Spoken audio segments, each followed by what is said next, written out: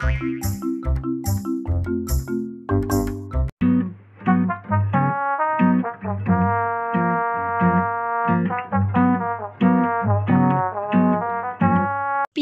ভাই, ও পিঁপড়ে ভাই, এত সকাল সকাল কোথায় যাচ্ছ? কোথায় আর যাব, এই একটু হাঁটতে বেরিয়েছি। তা বেশ ভালো। তা তুমি কোথায় যাচ্ছ? আমি একটু ফলের সন্ধানে জঙ্গলের গভীরে যাচ্ছি। ও, ঠিক আছে, তাহলে যাও, আমিও এবার বাড়িতে ফিরে যাই। পিঁপড়ে ভাই, একটা কথা বলো তো, সারাদিন তুমি এত কাজ করো কেন? তার কি করব, একা একা বসে থাকতে ভালোই লাগে না। তুমি সত্যিই খুব ভালো, আমি তো এত কাজ করতেই পারি না। দেখো না, আজকে ফল নিয়ে এসে এক সপ্তাহ খাবো, তারপর আবার যাব। একটাই জীবন পিঁপড়ে ভাই, বিলাসিতা করে কাটিয়ে দেব। তা বেশ ভালো। এই, আমি চলি গো, আমার ঢের কাজ পড়ে আছে, পরে কথা হবে। ঠিক আছে ঠিক আছে, যাও।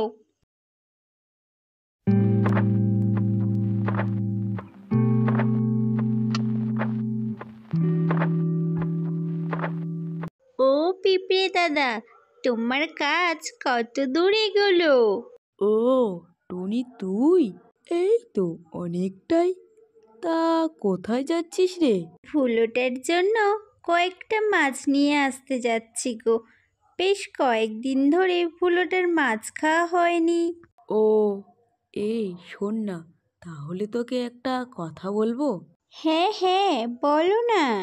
তুই তো ভুলোর জন্য মাছ নিয়ে আসতেই যাচ্ছিস, তাহলে আমার জন্য দুটো নিয়ে আয় না রে। কতদিন হলো কাজ করার জন্য যাওয়াই হয় না, আর মাছ খাওয়াও হয় না। সে আমি এনে দেব। একটা কথা বলো তো পিঁপড়ে দাদা, তুমি এত কাঠ সংগ্রহ, খাবার সংগ্রহ করে কি করবে? কি আর করব, এই এমনি সংগ্রহ করছি। তাছাড়া আমার কোনো ঘর নেই, যদি একটা ঘর তৈরি করতে পারি, তার জন্য এত কাঠ সংগ্রহ করছি। কাঠ সংগ্রহ করছো ঘর বাঁধার জন্য, আর এত খাবার সংগ্রহ করছো কেন? যদি কোনো দিনও কুটুম আসে, আমার বাড়িতে তো কোনো দিনও কুটুম এলো না।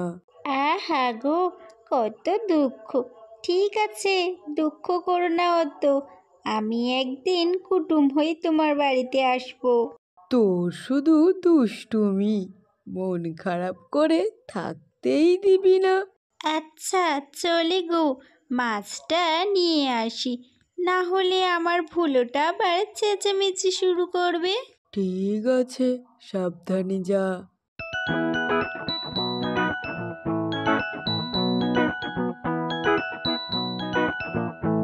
এই যে খড়ের মধ্যে শুধু শুধু বসে থাকলে কি আর খাওয়া পাবে? খড়ের যে দানাটুকুই নেই, কি খাওয়া হবে? দাঁড়াও তো, আর একটু বিশ্রাম নি, তুমি খাবারের সন্ধান করো। না, আমাকেই কিছু একটা করতে হবে। যাই, বাইরে গিয়ে একটু দেখি কোনো খাবার পাওয়া যায় কি না। তুমি তাহলে বাসাতেই বসে থাকো, আমি চললাম। ঠিক আছে, যাও, আর শোনো, তাড়াতাড়ি খাবার নিয়ে ফিরে এসো, খুব খিদে পেয়েছে আমার। কি ব্যাপার, পিঁপড়িয়া তো কি নিয়ে যাচ্ছে, দেখতে হচ্ছে তো ব্যাপারটা। আজ এইটুকুই খাবার সঞ্চয় করলাম, পরের দিন আবারও খাবার সঞ্চয় করব। আজ আর ভালো লাগছে না। ও আচ্ছা, বেশ ভালো ব্যাপার। পিঁপড়ের সঞ্চিত খাবারের মধ্যে থেকে একটু খাবার নিয়ে নিলেই হয়। না না, এটা কি ঠিক হবে? আগে আমি বাড়িতে যাই, তারপর আবার নয় আসবো। ও, আর যে খিদের জ্বালা সহ্য হচ্ছে না, কখন যে আসবে খাবার নিয়ে কে জানে। শোনো আমার কথা। খাবার এনেছো? আগে আমার কথা শোনো, বাইরে একটুও খাবার পেলাম না। তাহলে এবার কি খাবো? আমি দেখলাম পিঁপড়ে ভাই কত খাবার সঞ্চয় করছে। তাহলে আর অপেক্ষা কেন? পিঁপড়ের খাবার থেকে খাবার নিয়ে চলে আসলেই হয়। না না, এটা কি ঠিক হবে? চুপ করো তো, পুচকে পিঁপড়ে কি করবে? চলো, খাবার নিয়ে আসা হোক। ওহো, টুইটা যে কখন আসবে কি জানি।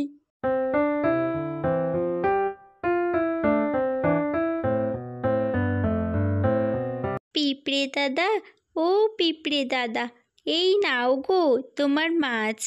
আমি চলি গো, অনেক দেরি হয়ে গিয়েছে। ঠিক আছে, যা, আবারও পরে আসিস।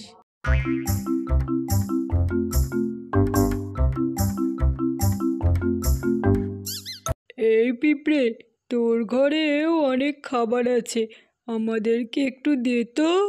না, আমি আমার সঞ্চিত খাবার দেব না। কেন দেব তোমাকে? তোমরা খাবার সংগ্রহ করতে পারছো না? ঠিক আছে, আমি নিজেই নিয়ে চলে যাচ্ছি। পুচকে পিঁপড়ে, তুই আমাকে কি শেখাবি? না না, এটা তোমরা করো না। এটা আমার কষ্টের ফল। টুনির কাছে আমাকে যেতেই হবে, আর ব্যাপারটা পুরোপুরি বলতে হবে।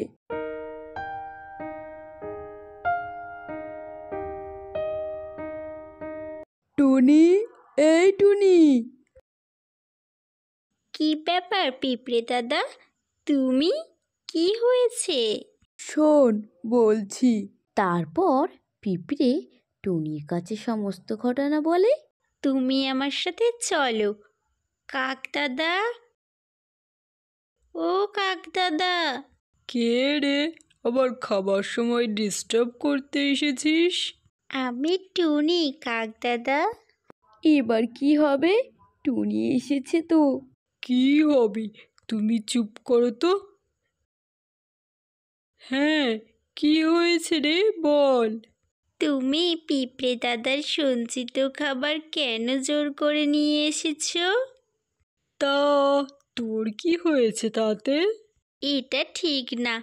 পিঁপড়ে দাদা কত কষ্ট করে দিনরাত পরিশ্রম করে খাবার সংগ্রহ করছে, আর তুমি সেটাকে জোর করে নিয়ে চলে এলে। তুমি নিজেই তো কষ্ট করে খাবার সংগ্রহ করতে পারো। ঠিক আছে ঠিক আছে, ক্ষমা করে দিলাম। টুনি, তুই খুব ভালো। তারপর থেকে কাক পরিবার তাদের নিজেদের খাবার নিজেরাই সংগ্রহ করতে থাকে।